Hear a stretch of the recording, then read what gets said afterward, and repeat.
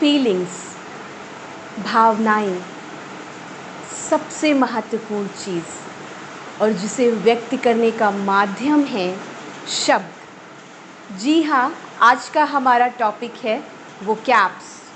तो देख लेते हैं आज की वोकैब्स को। वोकैब्स पढ़ने से पहले हम सबसे पहले जैसा कि हमेशा पढ़ते हैं एक एसओडी जिसको कहते हैं हम saying of the day.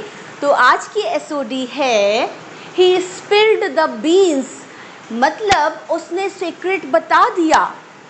She spilled the beans, आप कुछ भी कर सकते हैं, आप सब्जेक्ट को बदल भी सकते हैं। अब हम शब्दों की शुरुआत करते हैं इसी क्रम में। सबसे पहले मैं वर्ड ले रही हूँ स्पिल। स्पिल का मतलब होता है फैलाना। तो स्पिल जो है वो regular and irregular both verb है। आप इर्रेगुलर वर्ब में देखें तो ये स्पिल्ट स्पिल्ट है, एंड रेगुलर वर्ब में देखें तो ये स्पिल्ड और स्पिल्ड है। इसका मतलब है फैलाना। तो एक सेंटेंस बना लेते हैं। We should not spread rumours, हमें अफवाहें नहीं फैलानी चाहिए। तो फैलाने के लिए आप स्पिल वर्ड यूज़ कर सकते हैं। एंड एक और वर्ड भी होता है जिसे हम कहते हैं स्प्रेड। नेक्स्ट हम देख लेते हैं weigh one's word. Weigh one's word, इसका मतलब होता है सोच समझकर बोलना। So we should always weigh one's word. Next word देख लेते हैं स्टॉक या फिर हार्श। इसका मतलब होता है कड़वा। सो स्टॉक रियलिटी या फिर हार्श रियलिटी, इन दोनों का मतलब है कड़वा सच। कई बार हमें अपनी ज़िंदगी में कड़वे सच का भी सामना करना पड़ता है। So many times in our life we have to face harsh reality या फिर स्टॉक रियलिटी। तो दोनों वर्ड्स हैं, आप जो चाहें वो बोल सकते हैं। Next word is lies have no legs to stand on. जी हाँ, बोल लीजिए, lies have no legs to stand on. इसका मतलब है झूठ के पैर नहीं होते।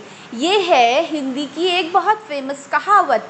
इसका मतलब होता है झूठ के पैर नहीं होते हैं, यानी कि आज जो इंसान कुछ कह रहा है, कल कुछ कह रहा है और परसों कुछ कह रहा है, मतलब उसमें ज़रा भी सच नहीं है। झूठ बार बार बदल जाता है, वो अपने पैरों पर खड़ा नहीं हो सकता।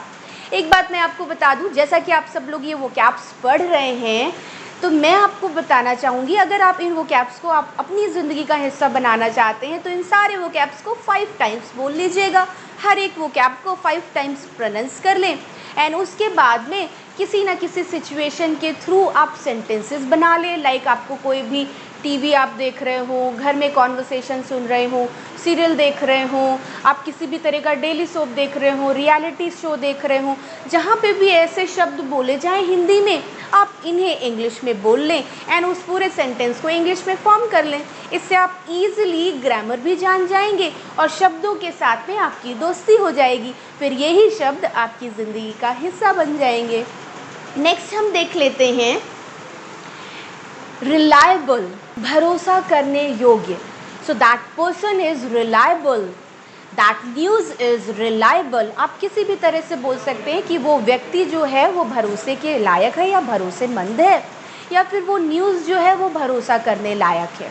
दैट स्टोरी इज़ रिलायबल, वो जो स्टोरी है वो भरोसा करने योग्य है। आप किसी भी तरह से बोल सकते हैं। नेक्स्ट वर्ड हम देख लेते हैं ब्लफ। ये आपका वर्ब भी है ब्लफ, और एक तरह से एडजेक्टिव में भी लोग बोल देते हैं। ब्लफ का मतलब होता है मूर्ख बनाना या बहाना बनाना। So we should not bluff, हमें बहाने या किसी को मूर्ख नहीं बनाना चाहिए। अभी अगर हम बोले तो ब्लफ मास्टर, आपने वर्ड सुना होगा। ब्लफ मास्टर यानी कि जो कि मूर्ख या बेवकूफ़ या बहाना बनाने में माहिर हो, उसे हम कहते हैं bluff master. Next word is personal. Personal, personal आपका एक तरह से सिनोनिम है स्टाफ का।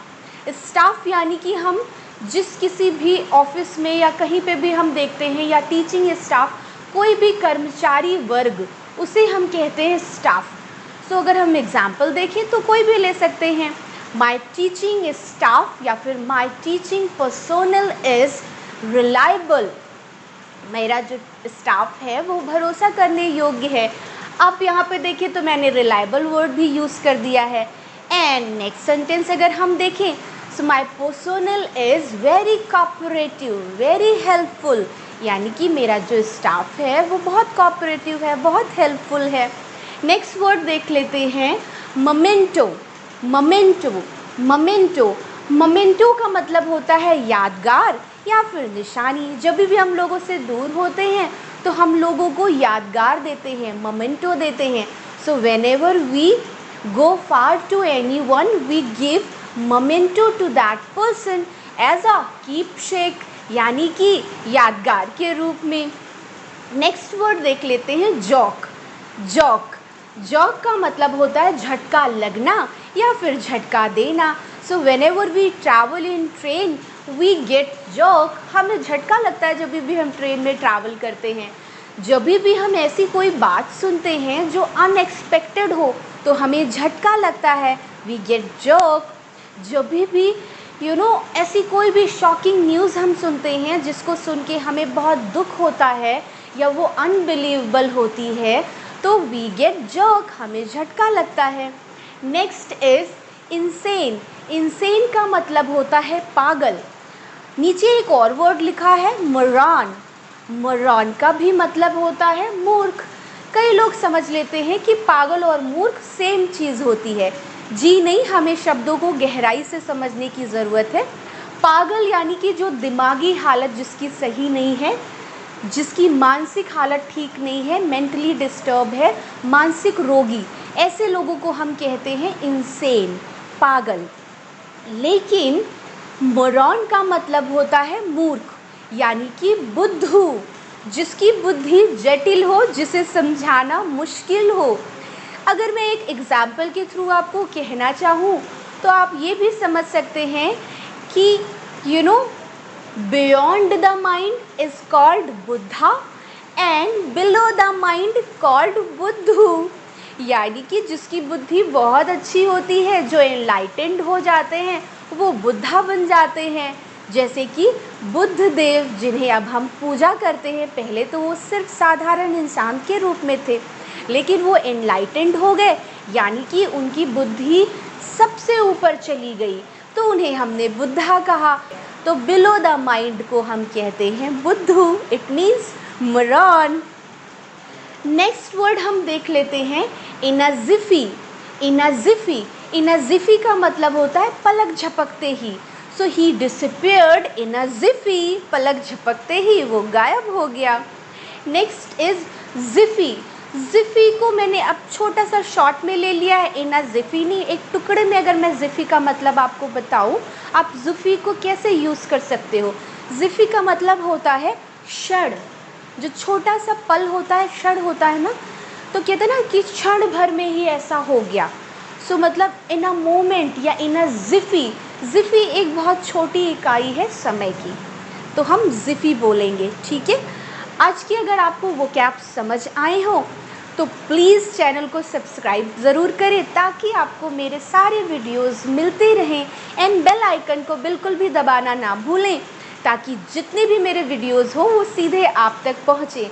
एंड वन मोर थिंग, अगर आपको वीडियो अच्छा लगा हो तो लाइक कर दे एंड कमेंट ज़रूर करें अगर आपको वो कैप्स पढ़ना अच्छा लगता है। आज का आपका टास्क है कि आपने जो भी कॉपी या रजिस्टर बनाया हो उसमें आप 5 सेंटेंस ज़रूर बना लें इससे रिलेटेड, एंड इंग्लिश में बोल कर देख लें। एंड दिन भर आप इन वो कैप्स के ऊपर सेंटेंस को अगर प्रैक्टिस करते हैं, जितने सेंटेंसेस आप बोलेंगे उतनी ज़्यादा आपकी प्रैक्टिस होगी और ये वो कैप्स आपकी ज़िंदगी का हिस्सा बन जाएंगे। सो जब तक कि मैं नया वीडियो नहीं लेकर आती हूँ, कीप प्रैक्टिसिंग, एंड तब तक के लिए हैव अ ग्रेट टाइम।